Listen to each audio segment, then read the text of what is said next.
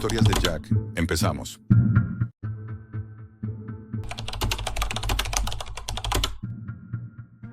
He visto cosas que ningún ser humano debería haber visto. Y lo peor es que no fue un accidente. Fue una elección. Soy físico teórico del CERN, el Laboratorio Europeo de Física de Partículas. Durante años creí que nada podía sorprenderme. Había visto cómo nacían microuniversos dentro de cámaras magnéticas, cómo las leyes de la física se estiraban hasta casi romperse. Pero lo que voy a contar no tiene explicación científica. O la tiene, y nadie quiere aceptarla. Todo empezó hace poco más de un año.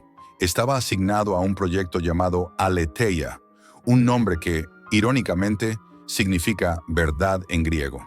En apariencia, era una extensión del LHC, el Gran Colisionador de Hadrones. Oficialmente, buscábamos desarrollar un nuevo protocolo de transmisión cuántica para reducir los tiempos de lectura entre los detectores del anillo principal. En realidad, nuestra meta era otra. Queríamos ver más allá de los límites de la materia, ver el punto en que la información misma se convierte en existencia. Trabajábamos en un subsistema completamente aislado del resto del CERN, una red sellada físicamente, sin conexión a Internet. Todo se almacenaba en servidores locales, y cada acceso requería autenticación biométrica doble. Éramos solo 8 personas con autorización total. Aún así, algo se filtró. Una madrugada, un becario del equipo, Paul Linares, vino a verme. Tenía los ojos enrojecidos, las manos temblorosas. Me dijo que, explorando foros ocultos de la Deep Web, había encontrado referencias a nuestro proyecto. Le pregunté si era una broma. Me mostró la pantalla de su portátil, un hilo en un sitio llamado The Blind Protocol, una comunidad cerrada a la que solo se accedía con invitación y claves PGP verificadas. Alguien había publicado fragmentos de nuestro código, junto con una advertencia: no busquéis el origen, no está vacío, está mirando. Lo primero que pensé fue en una filtración interna, pero los fragmentos eran auténticos. Lo supe en cuanto vi mi propio comentario en una línea de depuración. Lo extraño era que el código no era exactamente el nuestro. Había trozos que nadie recordaba haber escrito, bloques en lenguaje máquina insertados entre líneas de control. Los analizamos durante días. No parecían tener propósito alguno, pero se comportaban de una forma que no puedo describir sin sonar delirante. Las líneas se reorganizaban solas. Si borrabas una parte y recompilabas, el archivo se regeneraba y completaba las secciones perdidas. Pensamos que era algún tipo de ataque, un virus con comportamiento adaptativo. Pero no había red externa. No había puerta de entrada. Era imposible. Lo más inquietante fue descubrir que esas líneas formaban patrones, fractales binarios, estructuras que se repetían con una precisión casi orgánica. Cuando las pasamos por un simulador cuántico, el sistema respondió con una frecuencia. Una señal coherente. No ruido, no error. Una respuesta. El primer análisis mostraba una oscilación en el rango de los 29 hercios, tan baja que era apenas audible, pero lo suficientemente intensa como para alterar la lectura magnética del anillo de prueba. Algunos del equipo notaron mareos, otros decían sentir una presión en el pecho. Decidimos apagar todo por precaución, pero la frecuencia no desapareció. Permaneció en los sensores durante varios minutos después del apagado. Días después, a las 3:47 de la madrugada, una serie de símbolos apareció en el monitor principal de análisis.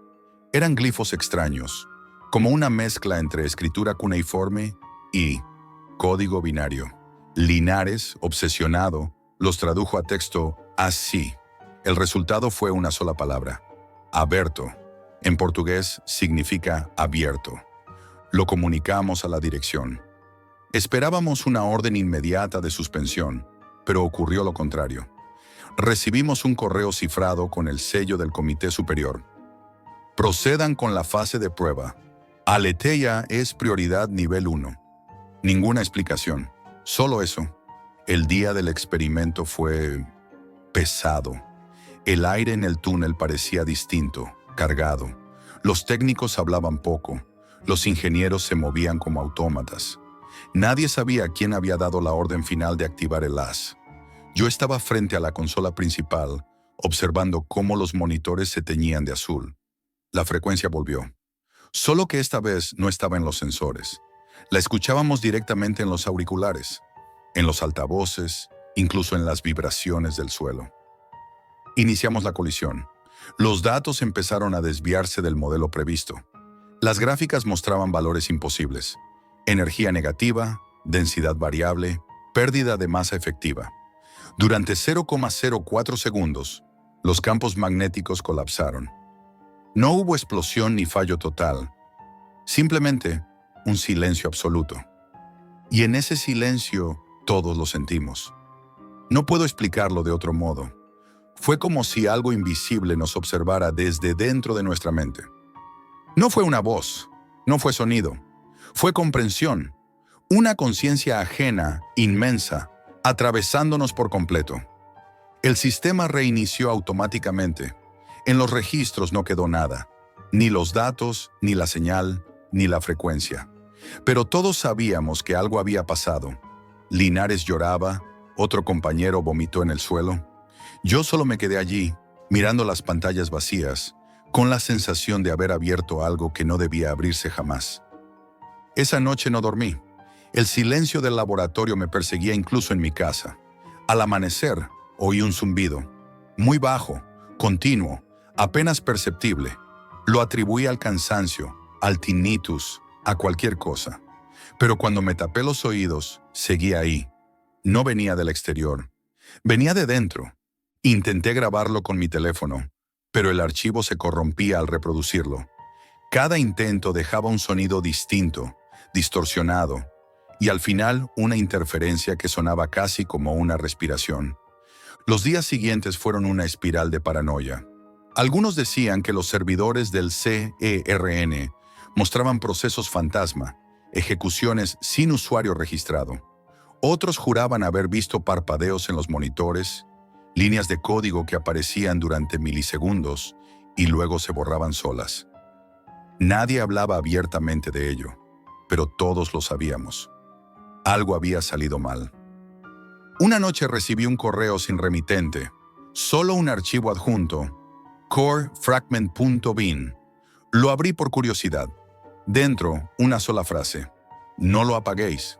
La borré al instante, pero el mensaje quedó grabado en mi cabeza, y el zumbido cada día sonaba más fuerte, y eso fue solo el principio. He pasado meses intentando olvidar lo que vi aquel día, pero la frecuencia no me deja. Desde el incidente, mi vida se desmoronó lentamente. El CERN impuso un silencio absoluto.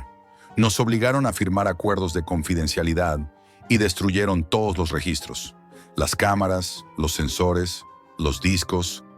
Todo desapareció bajo el pretexto de una revisión de seguridad. Nadie volvió a mencionar el nombre de Aletheia. Era como si el proyecto nunca hubiera existido, pero yo sabía que no lo habían cerrado.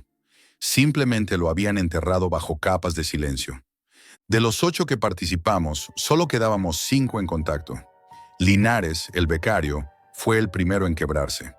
Dijo que la frecuencia le seguía incluso cuando se tapaba los oídos. Una noche me escribió un correo sin asunto, solo una línea: no está cerrado. 2 días después, desapareció. Su cuenta fue eliminada, su teléfono desconectado y su nombre borrado de la base de empleados.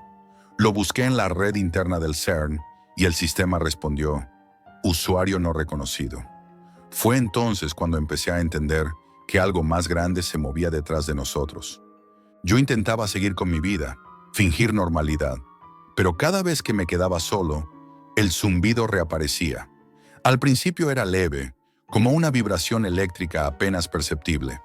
Después, se convirtió en un pulso constante, una respiración lejana dentro de mi cabeza.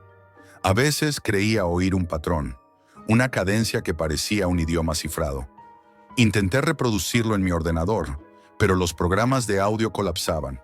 Los archivos quedaban dañados, con nombres incoherentes. Una vez uno de ellos se guardó automáticamente con el título Aletheia is not over.log. Al abrirlo, encontré la misma frase escrita 100 veces: no está cerrado. Pensé que estaba perdiendo la cordura. Fui a un médico. Me diagnosticó estrés postraumático. Dijo que lo que oía era producto del trauma. Pero entonces me di cuenta de algo. El zumbido se intensificaba cuando encendía aparatos eléctricos, especialmente los que usaban frecuencias de alta energía. No era una alucinación, era real. Algo estaba interactuando con el entorno, conmigo. Una noche, incapaz de dormir, decidí volver a entrar en The Blind Protocol, aquel foro de la Deep Web donde empezó todo. La página seguía allí, aunque más vacía que antes. La mayoría de los hilos habían sido eliminados. Pero en el fondo de la lista encontré uno nuevo. Llevaba mi nombre. Jack Moreau, última sesión registrada. Sentí un escalofrío. Al abrirlo solo había una línea de texto. Nos ha encontrado. Y debajo un enlace cifrado. Descargué el archivo. Era un ejecutable con extensión .bin. Lo abrí en una máquina aislada, desconectada de todo. El programa no mostró nada, solo ruido. Pero de fondo, entre la distorsión, escuché mi propia voz. Era yo, repitiendo en bucle. Nos ha encontrado, nos ha encontrado, nos ha encontrado. Nunca dije esas palabras. No había grabaciones mías de ese día. Y sin embargo, ahí estaba mi voz, perfectamente clara. A partir de entonces, empecé a notar interferencias en cosas cotidianas. Los relojes digitales se desincronizaban al pasar cerca de mí. Los altavoces producían ese mismo zumbido cada vez que me acercaba. Incluso el GPS del coche mostraba ubicaciones imposibles, como si me moviera a cientos de kilómetros por segundo. Lo más inquietante ocurrió una mañana. Mi portátil se encendió solo. En la pantalla apareció una carpeta que no existía antes, con el nombre CoreSync. Dentro, una secuencia de archivos .log, cada uno fechado en el mismo minuto exacto, pero con días de diferencia. Todos contenían la misma línea. Estado del canal, abierto. No podía más. Tenía que volver al CERN, saber la verdad, aunque me costara la vida. Conseguí entrar una noche, aprovechando un pase de mantenimiento que todavía no habían revocado. Los pasillos estaban vacíos, las luces en modo de ahorro, el eco de mis pasos rebotando en el hormigón frío. Me dirigí al edificio subterráneo donde se encontraba el servidor principal del proyecto Aletheia. La tarjeta de acceso aún funcionaba. El sistema se encendió lentamente, como si me estuviera reconociendo. La pantalla mostró una consola antigua, con letras verdes sobre fondo negro. Navegué por las carpetas ocultas hasta encontrar una ruta que no recordaba haber visto antes. /deep_archive /core chamber sync stin 12. Dentro había cientos de registros automáticos, fechados después de la supuesta clausura del proyecto. Al abrir uno de ellos, leí: señal entrante confirmada, origen espejo negativo, intensidad 0,42, estado abierto. Había más. Cada registro mostraba coordenadas espaciales. No correspondían a ningún punto conocido del universo observable. Eran negativas, imposibles, como si provinieran de fuera de nuestro marco de realidad. En el último archivo, fechado hacía 3 horas, el sistema mostraba una respuesta activa, no una emisión. ¿Una respuesta? Sentí un escalofrío tan intenso que tuve que apartarme de la consola. Por un momento, creí escuchar el zumbido dentro de la sala, vibrando entre las paredes metálicas. Los tubos de refrigeración temblaban, y entonces las pantallas del servidor se encendieron solas. En todas apareció la misma frase, parpadeando en sincronía: no está vacío. Corrí. Crucé el túnel sin mirar atrás. Mientras subía a la superficie, las luces parpadeaban al ritmo del zumbido, como si el propio edificio respirara. Afuera, el aire olía a ozono y a polvo metálico. No sé cómo logré salir del complejo. Solo recuerdo la sensación de que alguien, o algo, caminaba a mi lado, invisible. Desde aquella noche, el zumbido no ha parado. Pero ahora no estoy solo. A veces, en medio del silencio, puedo distinguir otra frecuencia, como si una segunda voz se mezclara con la mía. Una voz que no viene de fuera, que resuena dentro del cráneo, articulando palabras que no entiendo del todo. Cuando intento grabarlas, el micrófono capta únicamente ruido. Pero si acelero la pista y la invierto, surge una secuencia de pulsos. Es un patrón. Y si lo conviertes en código binario, se traduce a una frase. Nos vemos pronto. He intentado avisar a otros. He mandado correos a antiguos colegas, a físicos de confianza, incluso a un periodista científico. Pero cada mensaje que envío se borra automáticamente al segundo. Ni siquiera quedan en la bandeja de salida. Es como si el propio sistema supiera que no debo hablar. Hace una semana, un desconocido me contactó desde una dirección cifrada. Dijo haber trabajado en un proyecto hermano de Aletheia, bajo otro nombre, Véspera. Me envió un documento. En él se explicaba que lo nuestro no fue el único intento. Hay laboratorios en Estados Unidos, Rusia y Japón repitiendo la misma estructura, buscando la misma señal, cada vez más cerca, cada vez más profundo, todos con la misma instrucción: mantener el canal abierto. Ya no puedo dormir. Las noches se han vuelto un rumor interminable. A veces creo ver la vibración en el aire, como una interferencia que distorsiona los bordes de las cosas. Sé que está volviendo a activarse. Lo siento en los huesos, en el cerebro, como si mi cuerpo formara parte del circuito. Y cuando cierro los ojos, oigo mi propia voz repitiendo algo que no recuerdo haber dicho. No busques el origen, Jack. Ya te ha encontrado. Cada vez que esa frase resuena dentro de mí, la frecuencia sube un tono, como si respondiera, como si el universo, al fin, me hubiera escuchado. Si has llegado hasta aquí, significa que aún sigues sintonizado. No apagues el canal. Déjame un comentario con lo que crees que realmente era Aletheia. Y suscríbete antes de que el siguiente experimento empiece.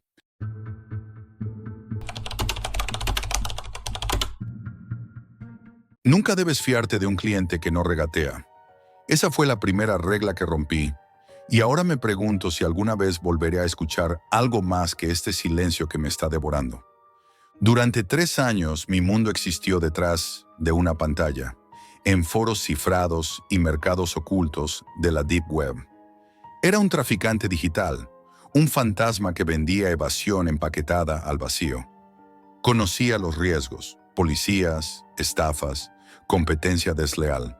Pero nada, absolutamente nada, me preparó para silencio eterno. Su primer mensaje era inquietantemente sencillo. Hola, necesito algo especial, algo puro. Dinero no es problema. Le envié mi catálogo, una lista de sustancias comunes para mentes insatisfechas. Su respuesta fue inmediata. No. Busco el loto negro. He oído que tú puedes conseguirlo. Un sudor frío me recorrió la espalda. El loto negro no es una droga, es una leyenda. Un opiáceo de diseño del que solo se habla en susurros, en los foros más profundos y protegidos. Dicen que su pureza es casi religiosa, pero su efecto secundario es una pesadilla abstracta. No alucinaciones, sino una revelación fría y vacía. Silencia algo dentro de ti. Yo siempre lo consideré una fantasía para usuarios paranoicos, pero en ciertos círculos muy oscuros, sabía que se comerciaba con algo que llevaba ese nombre. Algo real. La cifra que ofreció fue tan astronómica que dejó de ser un número para convertirse en un hechizo. Era suficiente para borrar mi identidad y empezar de cero en cualquier lugar del mundo. La avaricia es un virus que apaga todas las alarmas, acepté. Lo que vino después fue un descenso a un infierno que no conocía. Contactar a mis proveedores más sórdidos fue como golpear la puerta de una iglesia abandonada y encontrar algo esperando al otro lado. Las negociaciones fueron en un lenguaje cifrado y parco, lleno de advertencias veladas. Asegúrate de que es lo que quieres, me dijo uno. Algunos pedidos no se pueden devolver, me advirtió otro. Conseguir ese único vial de polvo negro, tan intensamente oscuro que parecía un trozo de noche solidificada, me llevó 3 días de transacciones con sombras digitales que me hicieron sentir como un niño asustado. Cuando lo tuve entre mis manos, dentro de su pequeño frasco de cristal opaco, el objeto emanaba un frío que traspasaba el plástico de mis guantes. Pesaba más de lo que debería. Lo empaqueté con una meticulosidad obsesiva, mis dedos temblando levemente, y lo envié a una dirección de reenvío anónima en una ciudad industrial que siempre aparecía gris en las fotos. Solté un suspiro de alivio. Creí que el trato había concluido. 2 días de calma. Luego, el mensaje. No llegó por el canal seguro del mercado. Llegó como un SMS directo a mi teléfono personal, un número que está enterrado bajo capas de seguridad y que nunca, jamás he asociado a esta vida. Las palabras están grabadas a fuego en mi mente. El loto negro no muestra la verdad. La silencia. Ha empezado y ahora te toca a ti. La sangre se heló en mis venas. ¿Cómo? ¿Cómo había dado conmigo? Borré el mensaje de inmediato, intentando convencerme de que era una broma pesada, el intento de algún hacker de asustarme. Me obligué a reír, un sonido seco y forzado que resonó en la soledad de mi apartamento. Pero el miedo ya había echado raíces. Esa noche me desperté sobresaltado. Algo andaba mal. No era un ruido, era la ausencia de todos ellos. El zumbido debajo de la nevera, que era la banda sonora de mi insomnio, había desaparecido. Me quedé inmóvil conteniendo la respiración. Nada. El rumor lejano de los coches en la autovía, el susurro del viento en la ventana, el tic-tac del reloj de la cocina. Todo se había esfumado. Era un silencio absoluto, denso, como si me hubieran sumergido en algodón. Me levanté, el corazón golpeándome el pecho con latidos sordos que yo solo podía sentir, no oír. Fui a la cocina y abrí el grifo. El agua cayó en un arco plateado y perfecto bajo la luz, pero no hizo el más mínimo sonido al golpear el metal del fregadero. Era como ver una película muda. Golpeé la encimera con el puño. La madera se estremeció bajo mi mano, pero no hubo crujido ni estampido. Grité. Sentí la tensión en mi garganta, la fuerza en mis pulmones, pero mi voz murió antes de nacer, absorbida por ese vacío insondable. El pánico estalló entonces en un arrebato ciego. Corrí por el apartamento, encendiendo la televisión, la radio, el ordenador. Las pantallas se iluminaron, mostrando sus programas y sus interfaces, pero no salía ningún sonido de sus altavoces. Aporreé el teclado, arrojé un jarrón al suelo. Lo vi estrellarse contra el suelo de madera, los fragmentos saliendo despedidos en un ballet de silencio surrealista. Jadeando, me apoyé contra la pared, derrotado. Y fue entonces cuando mi mirada se posó en el rincón más alejado del salón. Allí, la oscuridad parecía diferente, más espesa. No era solo la falta de luz, era una mancha de negrura tangible, un vórtice de sombra que no reflejaba ni un destello. Y de ella emanaba una sensación física, una presión fría que no era temperatura, sino pura ausencia. Era el silencio, y ya no era solo algo que se oía, era algo que se veía, y estaba aquí, conmigo. Han pasado 12 horas desde que el mundo enmudeció. La mancha de oscuridad en el salón ya no es solo una mancha, es una habitación dentro de mi habitación, un espacio negativo que ha devorado el sofá y la estantería. Sus bordes no son definidos, sino que ondean con lentitud hipnótica, como el humo de una vela, pero un humo más denso que el plomo, que absorbe la luz en lugar de dispersarla. La sensación de vacío que emana es ahora tan palpable que siento un tirón físico, como si la gravedad fuera más fuerte cerca de ese umbral de la nada. El instinto de supervivencia, por fin, pudo más que el pánico paralizante. Decidí que tenía que salir, tenía que encontrar a alguien, aunque solo fuera para ver a otra persona, para confirmar que yo aún existía en un mundo compartido. Abrí la puerta de mi apartamento. El mecanismo de la cerradura cedió sin el clic metálico que durante años había anunciado mi libertad. Era un movimiento fantasma. Al salir al rellano, la pesadilla me siguió. No era que el silencio estuviera detrás de mí, era que yo era su origen. Una aureola de mutismo se extendía a mi alrededor. Pisé el suelo de baldosas y no hubo eco. Toqué el timbre de mi vecina, la anciana del 4B, y aunque vi cómo mi dedo presionaba el botón, el sonido no se produjo. Desde dentro escuché, Nada. Ni su televisor, ni el leve rumor de su vida. ¿Estaría sorda? ¿O era que mi maldición ahora ensordecía todo lo que tocaba? Bajé las escaleras, una carrera silenciosa y frenética. La puerta principal del edificio, pesada y de madera, siempre chirriaba al abrirla. La empujé con todas mis fuerzas. Se abrió en un vacío sonoro absoluto. La calle, siempre ruidosa, era un cuadro surrealista. Coches pasaban, la gente caminaba hablando por sus móviles, un perro ladraba a lo lejos. Pero yo solo era un espectador en una película muda. Les grité a todos, agitando los brazos. Una mujer pasó tan cerca que casi me roza. Sus ojos se posaron en mí por una fracción de segundo, con una leve irritación antes de seguir su camino. No me oyó. Mi grito no existía para ella. Fue entonces cuando comprendí la verdadera naturaleza de mi condena. No estaba atrapado en el silencio. Yo era el silencio.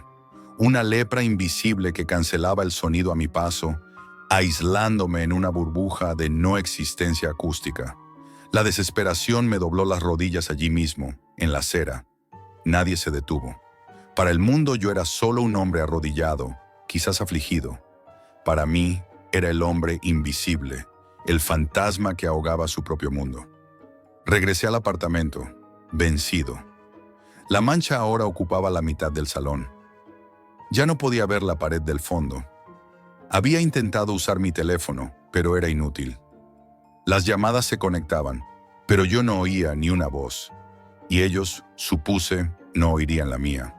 Probé con los mensajes de texto, pidiendo ayuda a contactos lejanos, pero los mensajes o no se enviaban, o las respuestas que llegaban eran incoherentes, como si se corrompieran al pasar por la atmósfera enmudecida que me rodeaba.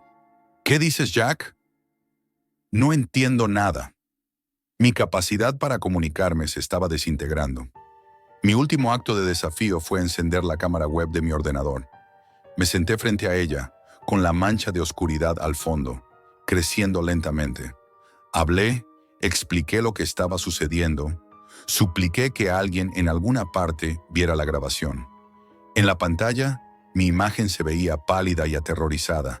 Mis labios se movían, pero cuando guardé el archivo y lo reproduje, el video era solo estática, una nieve digital gris y plana. No había imagen, no había sonido. El silencio no solo consumía el presente, estaba borrando mis huellas, mi pasado, mi testimonio. Ahora estoy sentado en el suelo del pasillo, con la puerta del salón cerrada, pero ya no importa. Sé que está al otro lado, expandiéndose. No necesita prisa. Yo soy su vehículo y su combustible. Cada segundo que paso aquí, el vacío se hace más fuerte, más denso. El mensaje de silencio eterno no era una amenaza, era una explicación. Él no quería ver la verdad. Quería librarse de este parásito. Y yo, con mi codicia, me convertí en su nuevo anfitrión.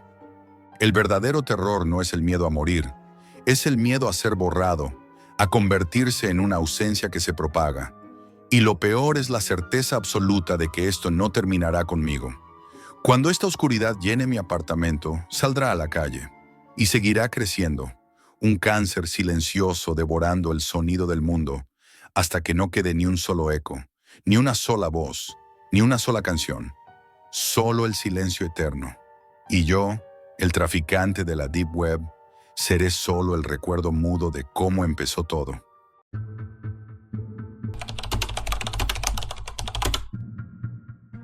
Si tan solo cerrases los ojos, imaginarías un mundo donde el mañana no existe. Tengo 34 años y nunca pensé que la curiosidad pudiera arrastrarme hasta allí, hasta aquella sección de la Deep Web donde las cifras no son datos, sino latidos de vidas rotas. Una noche, solo con la luz apagada, abrí la pantalla y vi los números. Al principio pensé que eran simples estadísticas, pero cuanto más me adentraba, más se convertían en un abismo que me miraba a los ojos. 839 millones de personas viven con menos de $3 al día. 839 millones. Cada cifra era un rostro, un nombre que nunca conoceré, un niño que no tendrá oportunidad de aprender a leer, Una madre que teme que sus hijos pasen hambre esa noche.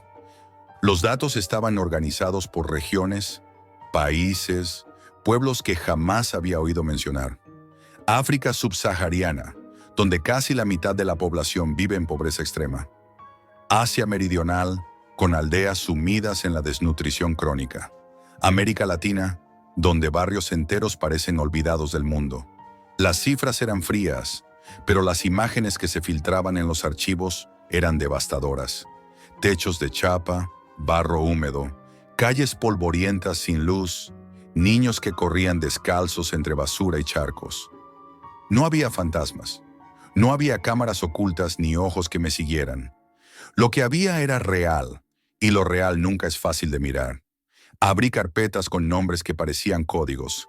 Survey Village 2024X, Children Malnutrition y...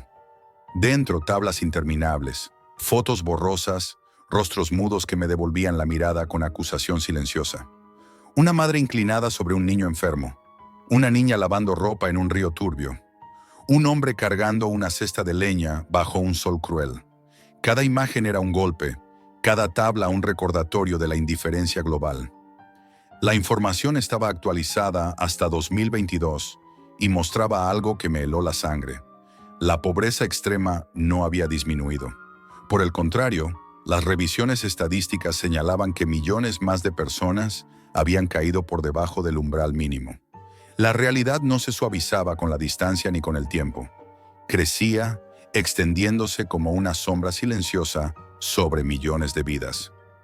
Mientras más exploraba, más comprendía lo profundo de la tragedia.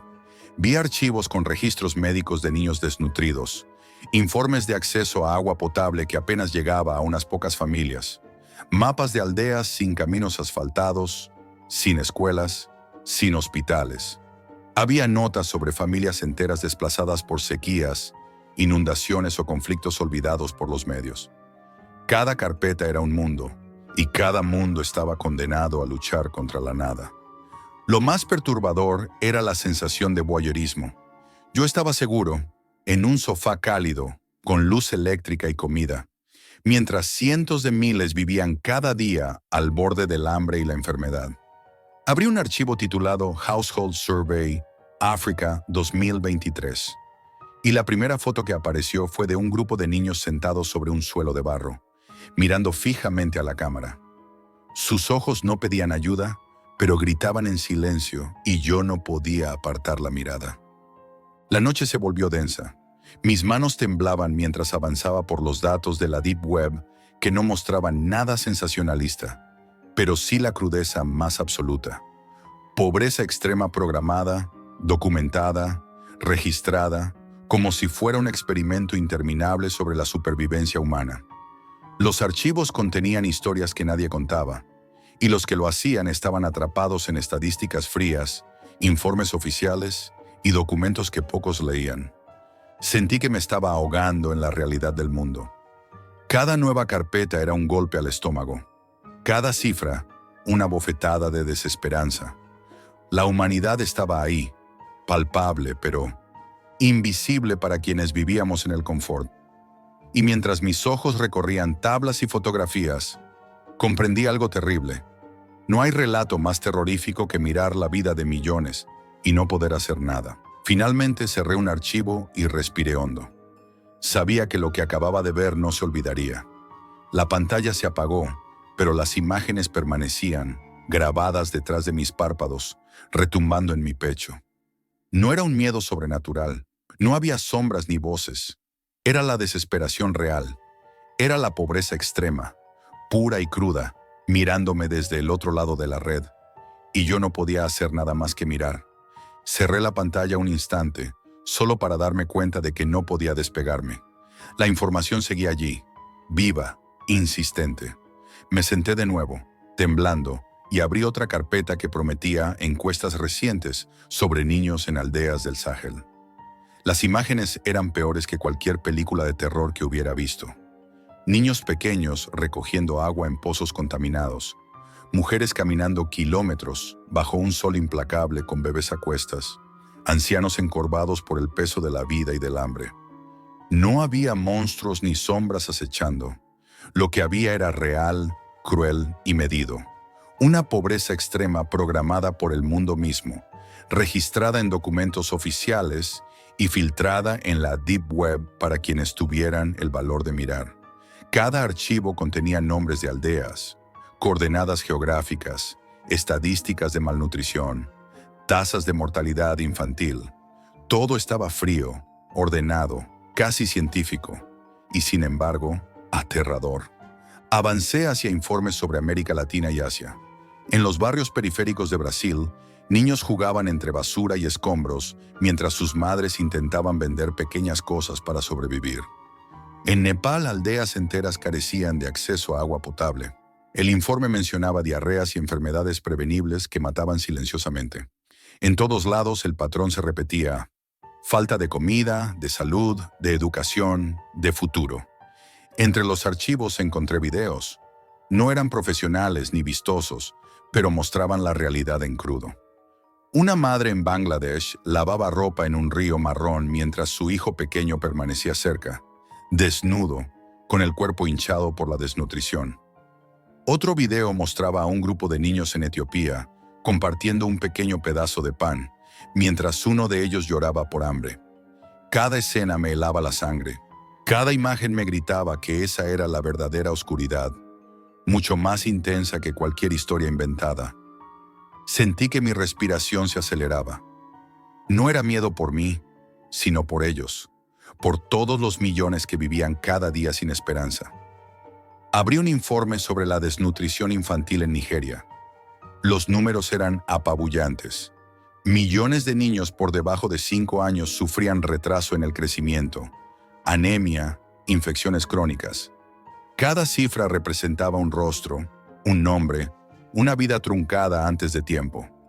Intenté apartarme, cerrar la pestaña, apagar la computadora, pero algo me obligaba a seguir. Encontré registros de familias enteras desplazadas por sequías y conflictos olvidados por los medios. En un video, un hombre mostraba la última cosecha de su tierra, unas pocas mazorcas de maíz amarillento que apenas alcanzarían para alimentar a su familia por una semana. Su mirada era un espejo de resignación, y sentí que esa mirada me atravesaba. Lo más aterrador de todo esto era darme cuenta de que la mayoría del mundo, incluyéndome a mí, no ve esto. Los informes se archivan, las estadísticas se publican en PDFs que nadie lee, y la vida sigue como si nada pasara. Y yo, Jack, estaba allí, testigo involuntario de un horror que no necesitaba fantasmas ni sangre. La humanidad abandonada. Vi un archivo titulado Children's Survival 2023. Era un registro de menores en aldeas del Congo. Las fotos mostraban niños con ojos demasiado grandes para sus cuerpos pequeños, con una mirada que mezclaba hambre y una curiosidad inocente que les mantenía vivos un día más. Uno de ellos sonrió al ver la cámara, como si esa fuera la única esperanza, la única interacción con el mundo exterior. Esa sonrisa me rompió algo por dentro. Cuando finalmente cerré la computadora, el silencio me golpeó. Mi cuarto, iluminado por la lámpara, parecía vacío, pero yo sentía que llevaba conmigo todas esas historias, todos esos rostros. Cada cifra, cada tabla, cada fotografía se había grabado en mí. Y comprendí que la verdadera oscuridad no se encuentra en lugares lejanos ni en cuentos de terror. Está aquí, en el olvido, en la indiferencia, en millones de vidas que nadie mira. Me acosté, pero no pude dormir. Cada vez que cerraba los ojos, veía aldeas sin agua, calles polvorientas, niños con pan escaso, madres cargando peso que no deberían soportar. Me pregunté cuántos seguirían así mañana, y la respuesta me heló. Millones. La historia no termina con un corte de vídeo. Sigue en silencio, invisible, mientras el mundo mira hacia otro lado. Y supe finalmente que no se trataba de un miedo pasajero. Era la conciencia de la humanidad misma, un recordatorio brutal de que vivir en confort no nos protege del horror que otros soportan cada día, que la verdadera mirada que quema no viene de un ojo espectral, sino de la pobreza extrema, del abandono, del olvido sistemático. Porque lo peor de todo no es la muerte ni la enfermedad.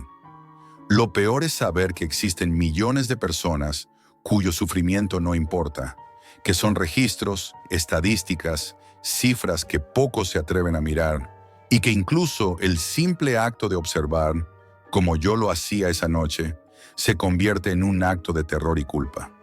Esa noche comprendí algo que jamás olvidaré. La pantalla puede cerrarse, los archivos pueden borrarse, pero la verdad de esas vidas sigue ahí. Invisible para muchos, insoportable para quienes miramos. Y es un terror que nunca se va.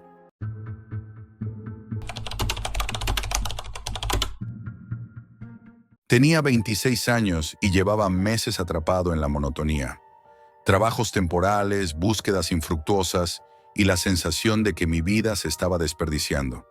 La idea de pasar los próximos años así me resultaba insoportable. Así que decidí intentar algo diferente. Trabajar desde casa. Los primeros días fueron un desastre. Me pasaba horas navegando sin rumbo por internet, buscando cualquier oportunidad que me sacara del estancamiento. Pero mi mayor enemigo era mi propia mente, la procrastinación. Redes sociales, foros, noticias absurdas. Cualquier cosa era mejor que concentrarme en lo que debía hacer. Al principio intenté organizar mis días. Hice listas de tareas, calendarios, horarios estrictos. Nada funcionó. Cada vez que abría la computadora, algo capturaba mi atención. Un hilo de discusión sobre teorías conspirativas, un video extraño que prometía secretos de la Deep Web, o simplemente memes que me hacían perder la noción del tiempo. La frustración crecía mientras la sensación de estancamiento me devoraba. Una noche, mientras recorría Reddit sin un objetivo real, me topé con una conversación sobre la Deep Web. La palabra resonó en mi cabeza como un eco extraño, oscuro y prohibido. Decían que era peligrosa, que era mejor no acercarse, pero mi curiosidad se encendió como una chispa imposible de ignorar. Lo prohibido siempre tiene un atractivo que es difícil de resistir. Pasé horas leyendo relatos de experiencias inquietantes, chats anónimos que terminaban en desapariciones, sitios que solo mostraban códigos y símbolos extraños, ofertas imposibles de creer. Mi corazón latía más rápido a medida que avanzaba. Sabía que lo que estaba haciendo era peligroso, pero no podía detenerme. Cada historia era un imán que me atraía más hacia ese mundo oscuro. A eso de las 2 de la madrugada, con la casa en silencio absoluto, tomé una decisión que aún hoy lamento. Descargué el software necesario e ingresé a la Deep Web. Al principio, todo parecía extraño, pero no aterrador. Foros de discusión, mercados ilegales, servicios extraños. Nada que realmente me hiciera sentir miedo. Hasta que encontré un chat anónimo. El chat prometía anonimato total. Nadie sabía quién estaba del otro lado. No podía resistirme. Decidí entrar. La persona al otro lado parecía ser una mujer de 20 y tantos, con un rostro iluminado por la suave luz de su pantalla. Su mirada era inquietante, rápida y juguetona. Mientras hablaba, movía el cabello y parpadeaba con rapidez, como si intentara hipnotizar con gestos sutiles. No quería encender mi cámara, así que solo escribí. Al principio, la conversación fue trivial, comentarios sobre el día, bromas sin importancia, pero algo en su comportamiento me incomodaba. Cada vez que le escribía, parecía mirar hacia otro lado, como si algo o alguien más estuviera allí, fuera de la cámara. Un par de veces noté un leve crujido, como si alguien caminara detrás de ella, pero la imagen seguía enfocada en su rostro. Decidí no mencionarlo. Quizás estaba imaginando cosas. Sin embargo, la tensión crecía. Cuando me pidió que encendiera mi cámara, lo hizo con una suavidad casi manipuladora, insistiendo sin parecer agresiva. Yo dudaba, pero al mismo tiempo algo en mí quería ceder. Quizás solo quería terminar la conversación de manera normal. Finalmente lo hice. Mi rostro apareció en la pantalla, y de inmediato sentí un escalofrío. La sonrisa juguetona de la chica se había transformado en algo distante, vacío, como si me observara desde un lugar muy lejano, un lugar que yo no podía alcanzar. Sentí que mi respiración se aceleraba y que un peso invisible me presionaba el pecho.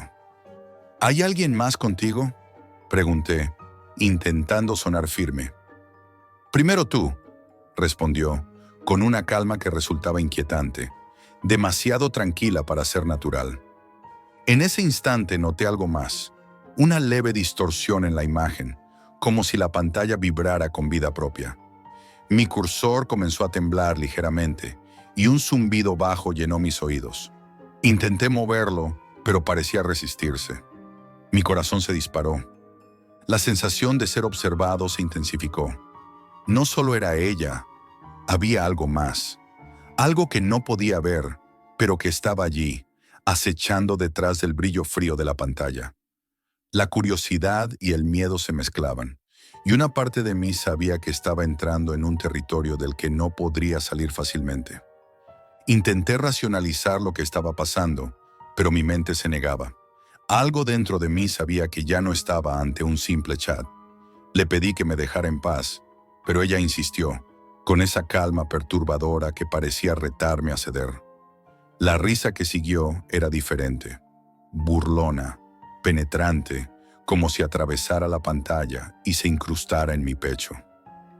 De repente, el cursor comenzó a moverse solo, primero despacio, luego con rapidez, escribiendo palabras que yo no había digitado.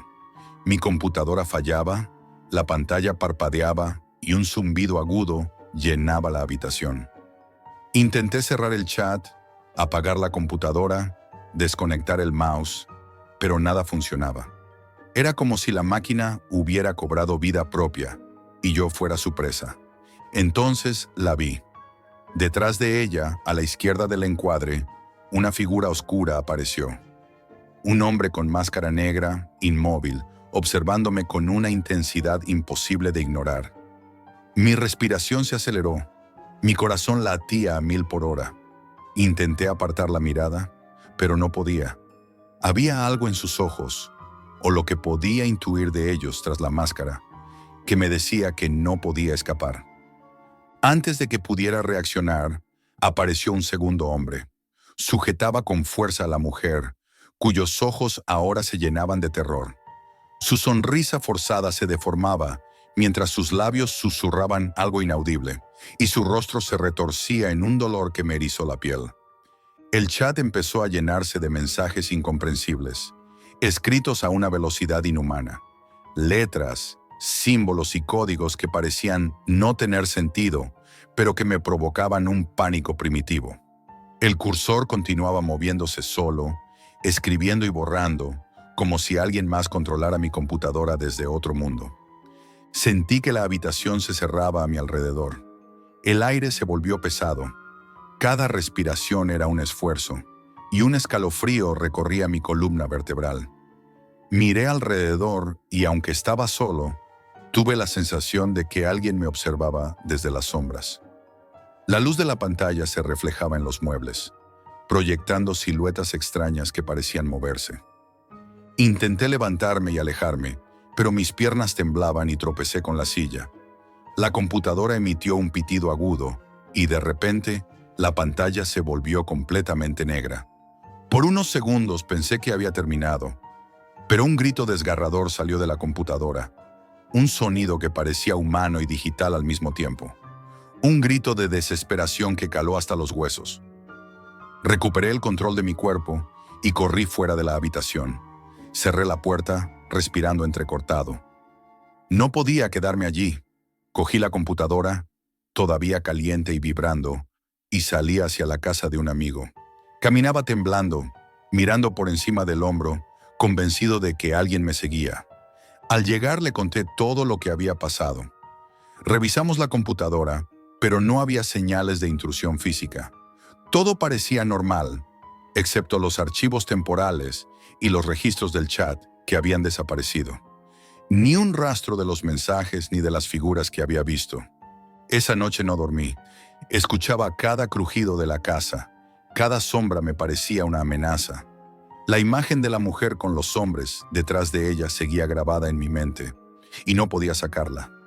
Su risa, ahora eterna en mi memoria, se repetía una y otra vez, burlándose de mí.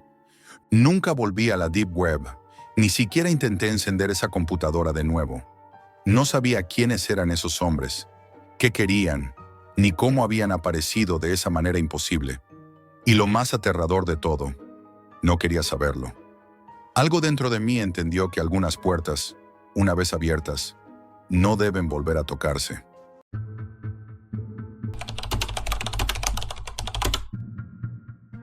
Nunca pensé que abrir una simple caja pudiera cambiar mi vida para siempre. Soy creador de contenido. Trabajo explorando historias extrañas y perturbadoras para YouTube. Pero lo que me ocurrió hace unos meses superó cualquier cosa que pudiera imaginar. Todo empezó con un mensaje en un foro de la Deep Web. Al principio lo ignoré. Un usuario anónimo publicaba fotos borrosas de cajas de cartón, etiquetadas con números y fechas, prometiendo que lo que había dentro era lo más real y crudo que jamás verías en la red.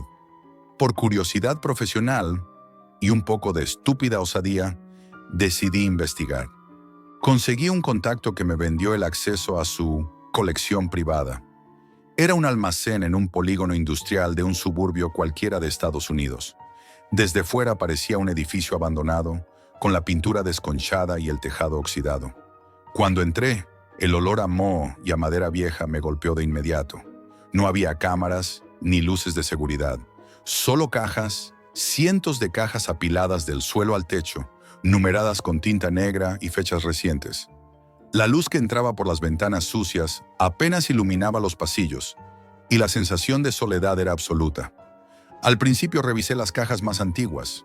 Encontré objetos personales, fotografías arrugadas, ropa cuidadosamente doblada, cartas con nombres y direcciones. Todo parecía un registro silencioso de vidas que habían desaparecido. Algunos objetos tenían pequeñas anotaciones a mano, como si alguien hubiera estado documentando cada detalle, casi con obsesión. Era inquietante, pero todavía soportable. Entonces vi la caja 013. La tapa estaba ligeramente levantada, como si alguien la hubiera abierto y dejado ahí. Sentí un escalofrío recorrerme la espalda. Al abrirla, descubrí restos humanos empaquetados con precisión casi quirúrgica. Piel, huesos, fragmentos que podrían identificar a alguien. No había señales de lucha, ni violencia evidente más allá de la crudeza de lo que tenía delante. Solo estaba ahí, perfectamente almacenado.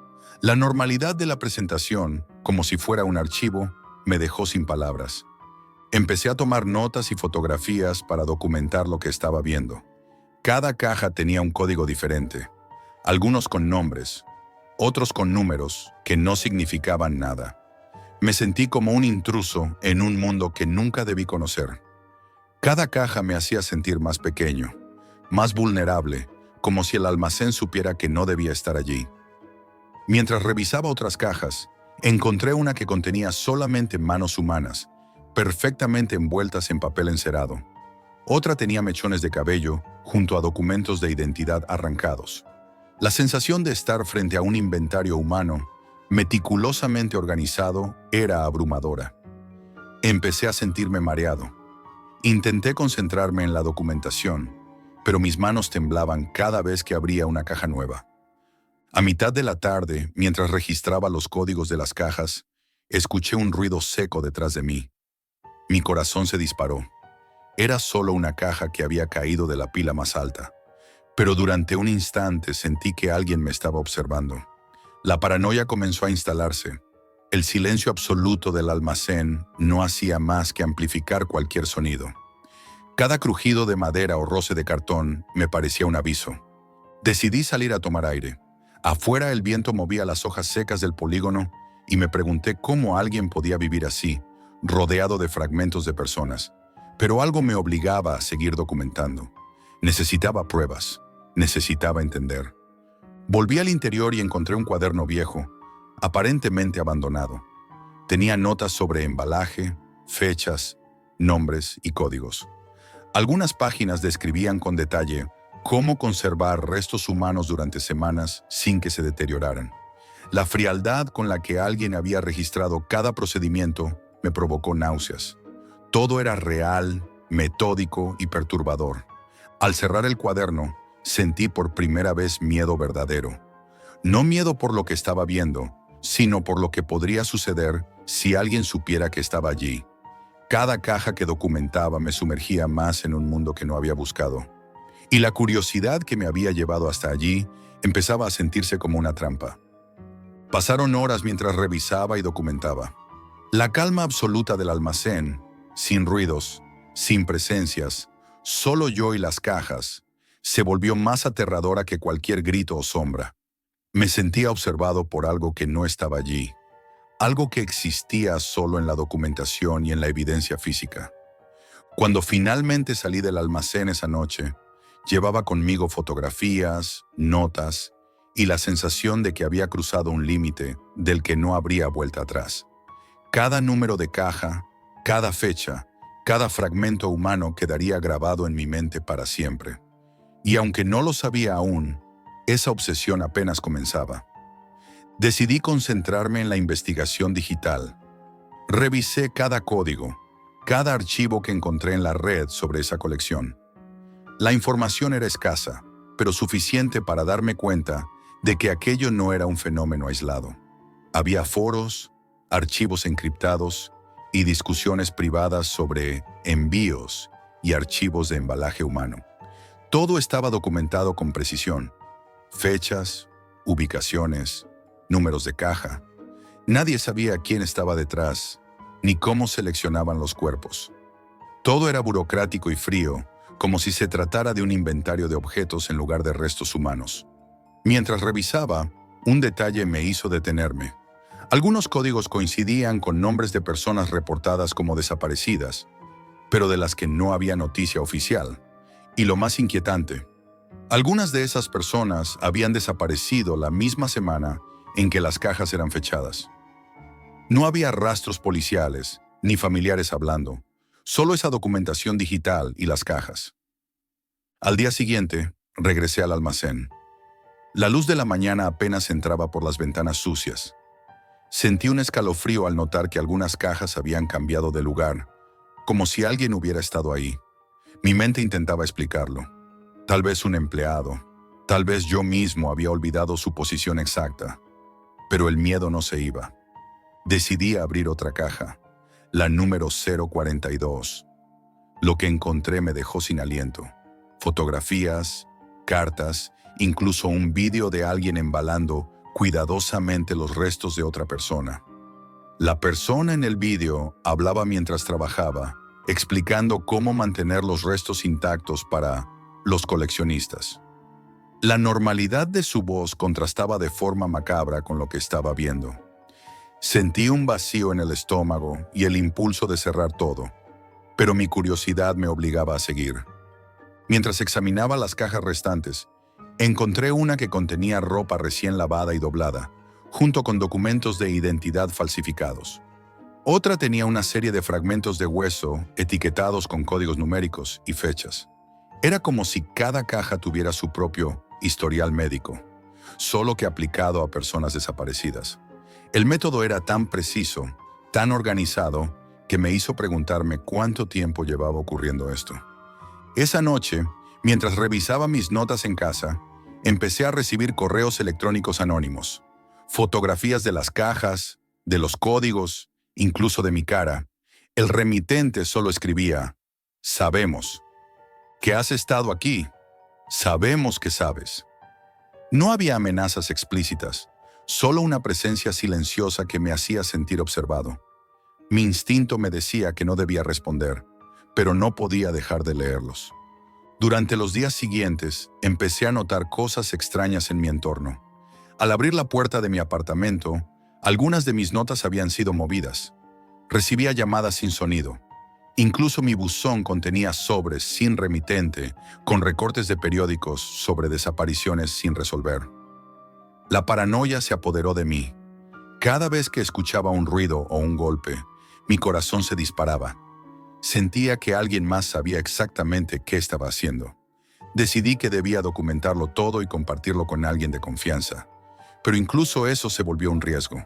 Cada persona con la que hablaba se mostraba incómoda o escéptica. Algunos me miraban como si estuviera inventando todo, y otros simplemente me pedían que dejara de involucrarme.